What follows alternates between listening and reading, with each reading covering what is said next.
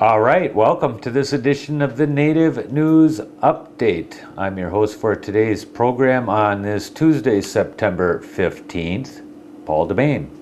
Many of the stories right here can also be found at our website at IndianCountryNews.com.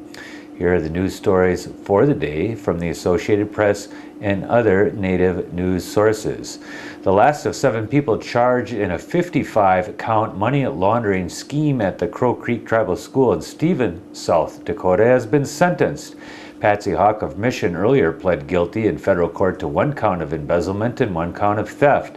The former assistant CEO was sentenced last Friday to $1,806 in restitution and a $500 fine, 50 hours of community service, and 2 years of probation.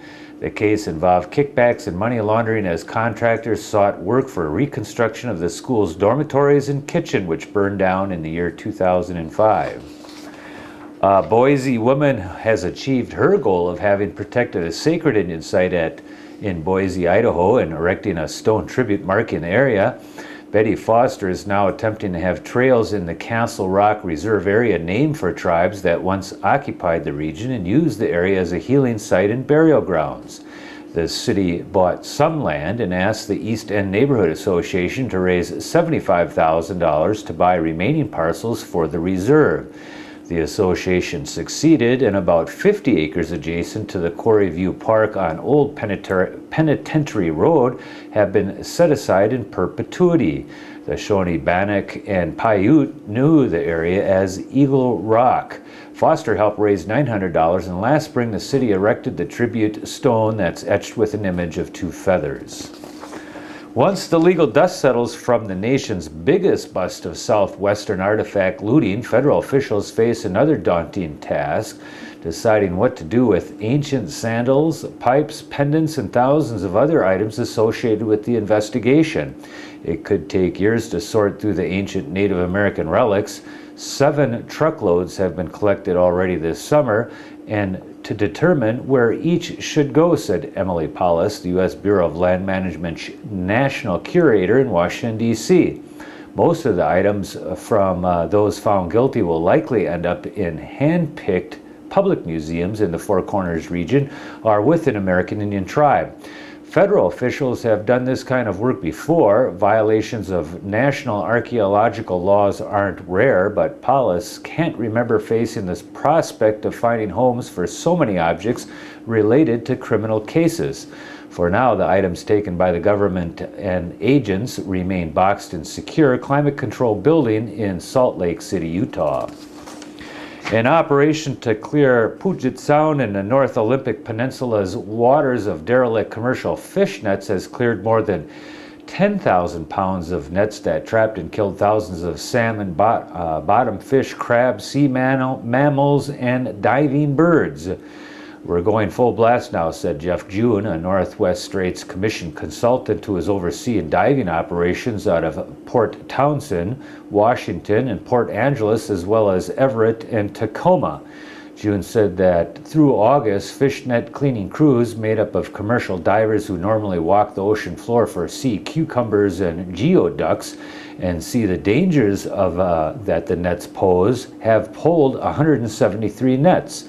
Decades of thriving Puget Sound commercial and recreational fisheries have left tons of old fishing gear behind as bad weather, mechanical failures, and human error cause fishermen to lose or abandon their gear. Thousands of old crab pots litter the seafloor, and thousands of nets are caught in rocky outcroppings and draped along waterways. Gill nets and crab pots used by commercial and sports fishermen can continue to trap sea life long after the original owners have abandoned the gear. Top leaders of Indian country will assemble to explore how modern organic agricultural and renewable energy techniques combined with ancient meditation practices can be used to build healthy, sustainable American Indian communities during an international conference from September 25th and 27th in Fairfield, Iowa at Maharshi University of Management. We've read this release before. The panelists coming up at that conference include Joe Garcia, President of the National Congress of American Indians, Robert Cook, President of the National Indian Education Association, Lucille Echohawk, Strategic Planner for the Casey Family Programs, Kevin Skenador, Acting Director of the Bureau of Indian Education, and Stan Holder, Chief of the Division of Accountability and Performance at the Bureau of Indian Affairs.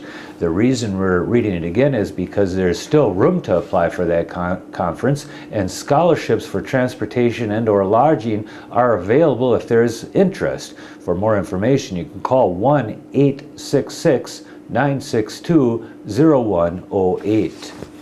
And a Madeline Island Anishinaabe gathering is scheduled for Friday and Saturday, September 25th and 26th, 2009 at La Pointe, Wisconsin. The gathering will focus on sharing and reflecting on the island's importance to the Anishinaabe. Through an exchange of stories and historical information and envisioning for the future, participants will consider ways to maintain cultural continuity through the next 7 generations. Key presenters include Winona LeDuc, Joe Rose Sr., Toba Sonequit, Dr. Rick St. Germain, Robert Van Zyl, and Henry Buffalo Jr. The sharing sessions on Friday will begin with a morning ceremony at Ojibwe Memorial Park by Leo Lafreniere, outdoor presentations under the tent by tribal elders, historians, and leaders, a lunch provided by the La Pointe community, and ending the day with a traditional feast and celebration dance in the evening with MC Amick Larry Smallwood.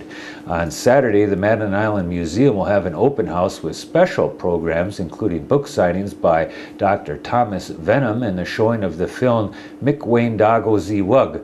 They Are Remembered, a film about the Sandy Lake tragedy, and that includes the walk from northern Wisconsin over to Minnesota in the winter of the mid-1800s. The weekend events are free and open to the public. For more information, you can contact migathering209@aol.com or call 715-747-2415.